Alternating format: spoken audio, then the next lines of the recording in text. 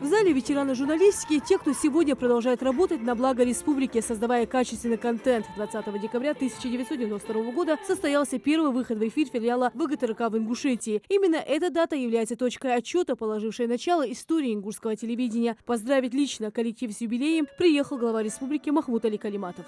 С праздником вас, с 30-летием вас. И в этот день прекрасный я только хотел бы сказать, чтобы все вы сами, ваши близкие, дети, мамы, бабушки, дедушки, отцы были живы и здоровы, чтобы они в этой жизни меньше видели огорчений. Самых добрых пожеланий, творческих успехов. Вы очень добрые, красивые. Я передачу смотрю, дал я тубо хочу, дал мяш хочу, дал мума, дикмяка мудолчин, дал гея, бергеде хейчин.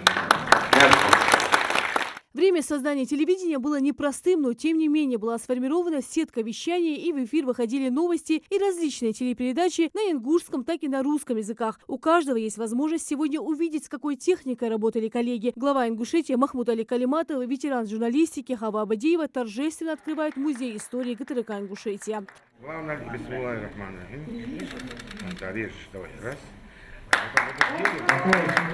Дугархан Казоева застала зарождение телевидения Ингушетии. Вложенные усилия, упорство и трудолюбие помогли ей и старой команде журналистов заложить фундамент сегодняшнего ТВ. Хотя сложно, но было приятно. А сегодня, я вот смотрю, удивительные условия и у нас, и здесь. Сегодня вот сравниваешь с национальной телерадиокомпанией, где я нахожусь.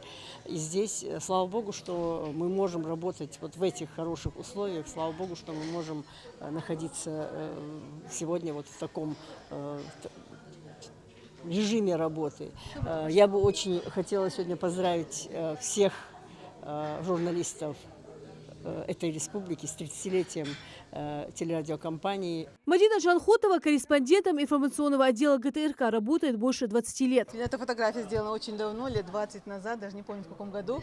Тогда как раз-таки в монтажках было вот это старое оборудование. Ей, как и многим журналистам телевидения, приятно наблюдать перемены, которые происходят в родной телекомпании. Коллегам желает самого главного – творческих успехов. Через месяц исполняется 24 года, как я работаю на ГТРК. Для меня это как второй дом. За эти годы, конечно, произошло очень много, повидали очень много.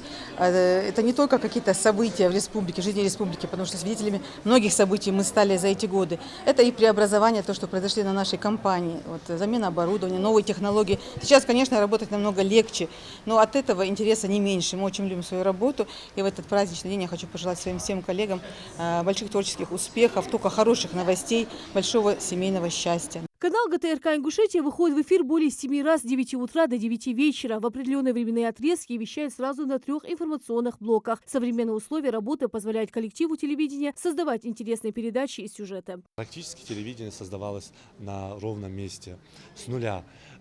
Первые 10 лет, на мой взгляд, это было самое такое сложное, самое трудное время, потому что, в принципе, не было людей, которые знали, что такое телевидение, как его делать, как создавать. Но самое главное, горели сердца, горели глаза, было желание, был патриотизм, поэтому образовалась телерадиокомпания. Конечно же, я пожелаю нашим ветеранам, тем, кто стоял у истоков, здоровья. Спасибо им за все. За профессионализм и долголетнюю работу отличившихся сотрудников глава Ингушетии наградил государственными и региональными наградами. Рина Цычоева, Адам Далаков, Новости 24.